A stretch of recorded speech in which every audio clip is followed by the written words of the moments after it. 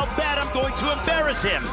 Well, the truth. The moment the bell rang, it was obvious this wasn't going to be a slow burn. Anthony Joshua walked to the center of the ring with zero hesitation, chin tucked, hands high, eyes locked on Jake Paul. No feeling out process, no wasted motion. This was heavyweight business from the opening second. Established the jab immediately. Sharp, stiff, purposeful. It wasn't just a rangefinder, it was a message. Jake tried to circle, bouncing lightly on his toes, but every step he took was tracked. Joshua didn't chase him. He cut the ring down, inch by inch, forcing Jake to reset again and again. By the middle of the first round, the size difference was already telling.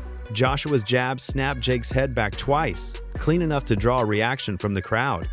Jake attempted an overhand right, the same shot he's relied on throughout his career, but it sailed past Joshua's shoulder. AJ answered calmly with a jab to the chest, then another upstairs.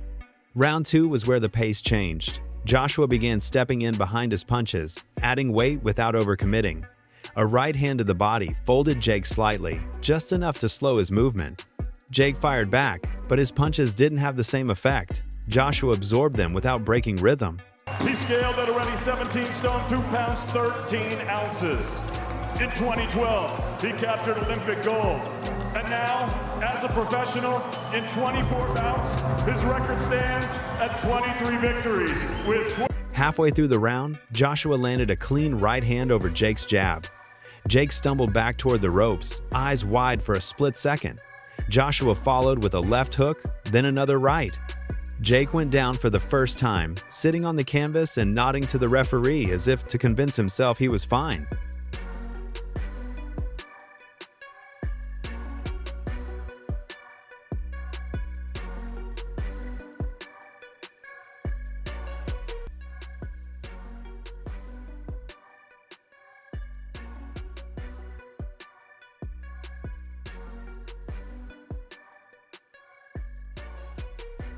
Jake beat the count, but the fight had changed. Joshua smelled it. He pressed forward, controlled, patient, landing combinations that forced Jake into survival mode. Another right hand sent Jake down again, this time heavier, closer to the ropes. The referee stepped in and waved it off.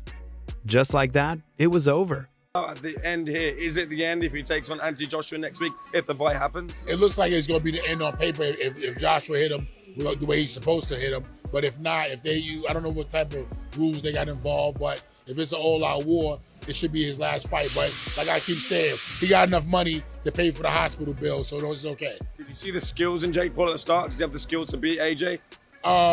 When I've seen when he was young, he had the determination, and he's done a phenomenal job as a guy who just got into boxing late and dedicated himself to make himself to fight Mike Tyson, to fight all these different fights he had. So he's.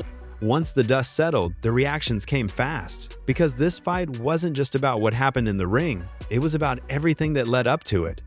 From the start, boxing pros warned that this matchup was dangerous. Mike Tyson had said it years ago after Joshua's loss to Usyk. He told AJ to keep going, to trust his skill, to remember who he was. Watching this performance, it was clear Joshua listened. What advice would you give to somebody like AJ? That he has a lot of talent and not to get discouraged. He only loses when he quits. When you quit, all the doors of opportunities close. You know what I mean? You have to be game. And then don't get discouraged if you lose. Listen, you just lost, you may have got $30 million. You should give Usyk a kiss and say, can we do this again? Don't let this internalize you. Oh, I can't fight now. This white boy kicked my ass. People laughing at me. No, he kicked my ass for $50 million or $30 million. I hope he kicks my ass again. This time it might not work out that way. I'm gonna kick his ass. I just think the more time you lay off, the worse you get. You have to fight to be the best. You have to do it more and more and more. Tyson wasn't talking about hype. He was talking about fundamentals, experience, and mindset. And that mindset showed the moment Joshua stepped into the ring, calm, focused, no emotion. 3, 2, 1, let's go.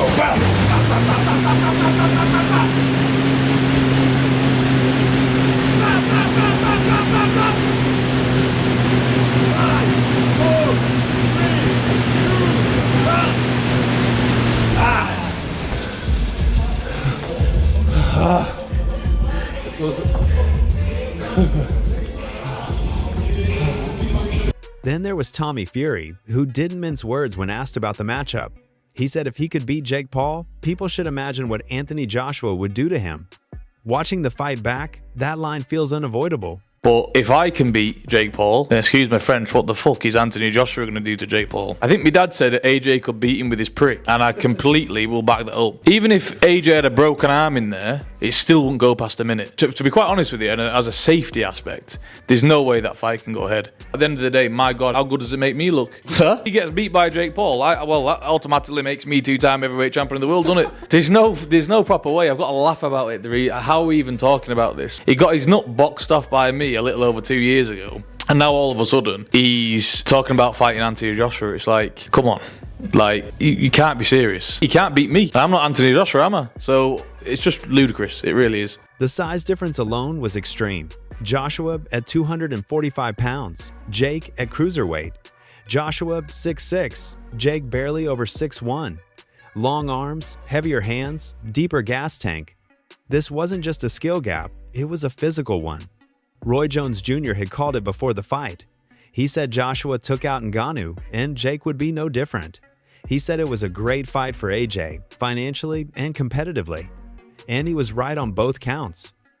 I want to change subjects just a little bit here. And Anthony Joshua, there's rumours circulating he could be fighting Jake Paul next. One, do you think it's good for boxing? And two, do you think the fight will happen?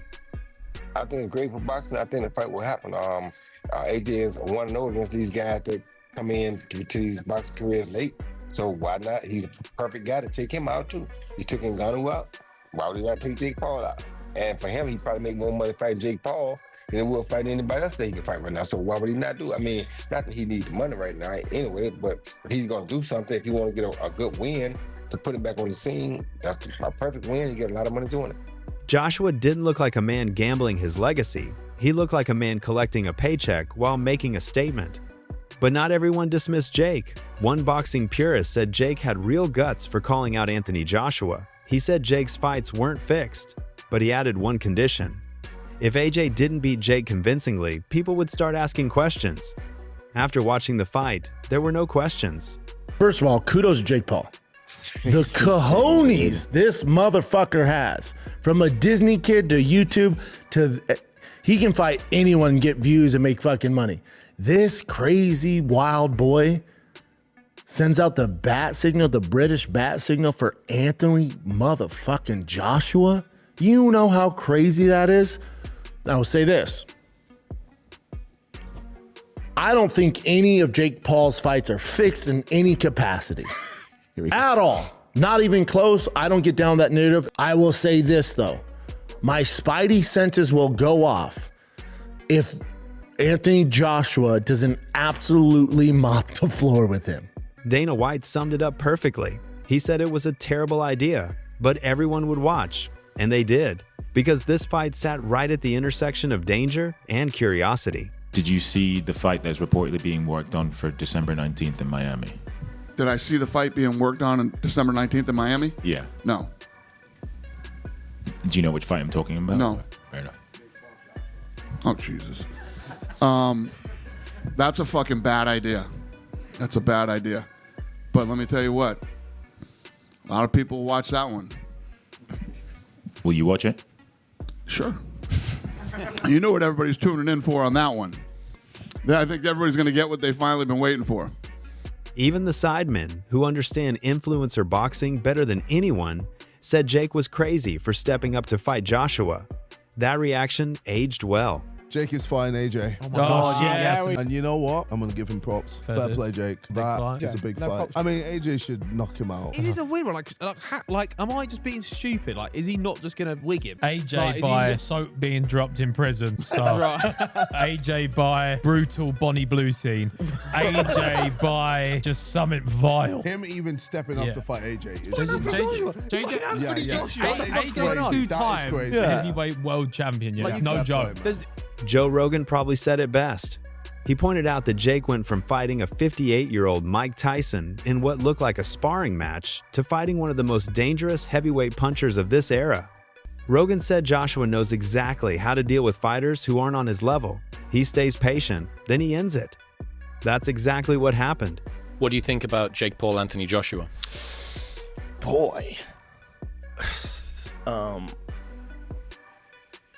Well, realistically, it's one of the craziest propositions of all time.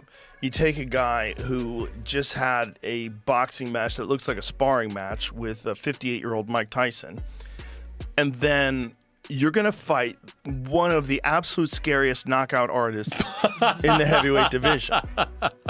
Maybe we should watch the Francis Ngannou fight so you could see. Let's watch that real quick, just so you can see what Anthony Joshua is capable if he's fighting someone that's not in his league.